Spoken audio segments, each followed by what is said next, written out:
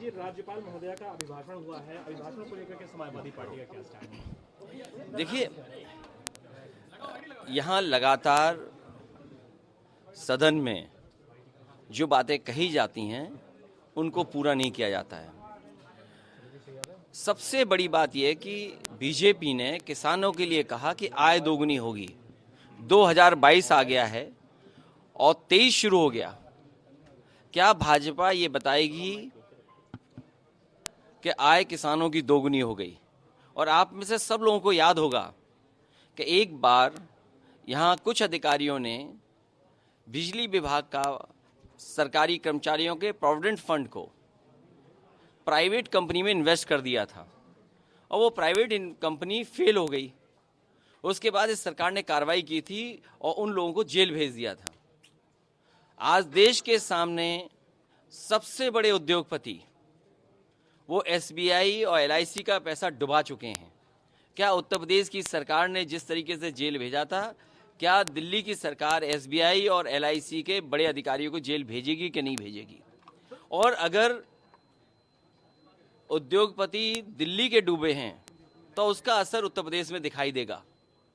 अगर उत्तर प्रदेश को growth engine से जोड़ रहे हैं और इतना बड़ा सपना दिखा रहे हैं कि लगभग 40 लाख करोड़ का इन्वेस्टमेंट आएगा, पहले तो ये बताएं, सामान्य विधायक की जो निधि का सदन में कहा गया कि उनकी निधि बढ़ा दी जाएगी, जो सरकार विधायकों की निधि न बढ़ाती हो, उनसे क्या उम्मीद करोगे कि 40 लाख करोड़ से ज़्यादा जो इन्वेस्टमेंट आने का जो सपना देख रहे हैं वो कैसे पूरा होगा?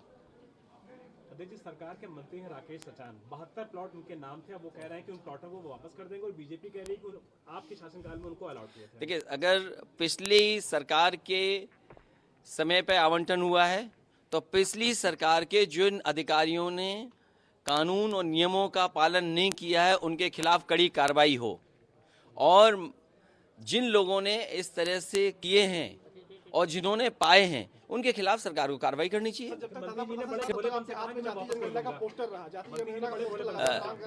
जाति जनगणना के पक्ष में है समाजवादी पार्टी और समाजवादी पार्टी इस बात को लगातार उठाती रहेगी। सर, बिहार में जाति जनगणना हो रही है मगर उत्तर प्रदेश में योगी सरकार के मंत्री कह रहे हैं कि विपक्ष की वजह से जाति जनगणना नहीं हो पा रही। एक बार केशव जी ने कहा था कि हम चाहते हैं कि पलट गए उसके बाद।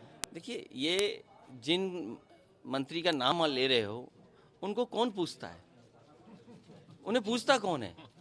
वो क्योंकि किसी की नौकरी कर रहे हैं। आप नौकरी करने की बात समझिए। जिसको फैसला लेना है वो सामने क्यों नहीं आ रहे? मुख्यमंत्री जी को स्वीकार करना चाहिए कि हाँ, हम जाति जनगणना नहीं कर सकते हैं। उनको आगे सामने कहना चाहिए।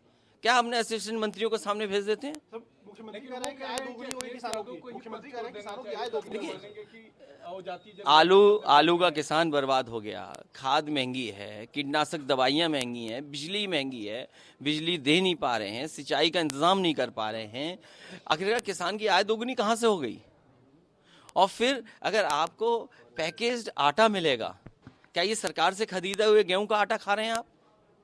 जो आप रिफाइंड तेल खा रहे हैं, क्या सरकार का उसमें देन है? क्या किसके हाथ में दे दिया आपने? आपको अगर आटा खाना होगा तो हो सकता है प्राइवेट कंपनियों का आटा खाना पड़े। रिफाइंड तेल अगर खाना पड़े तो प्राइवेट लोगों का खाना पड़ेगा। सरकार अपनी जिम्मेदारी से हट करके प्राइवेट हाथों में जा रही है और प्राइवेट हाथ कंट्रोल करेंगे, प्राइवेट उद्योगपति कंट्रोल करेंगे कि आप कौन सा आटा खाएं, कौन सा रिफाइंड तेल खाएं, कौन सा घी मिलेगा आपको। ये कंट्रोल प्राइवेट लोगों के हाथ में भारतीय जनता पार्टी दे रही है। तो सरकार कह रही है कि राम राज्य चल रहा है उत्तर प्रदेश में और राम राज्य। देखिए, राम राज्य का मतलब ये नहीं कि बुलडोजर से आप माँ बेटी को मार दें।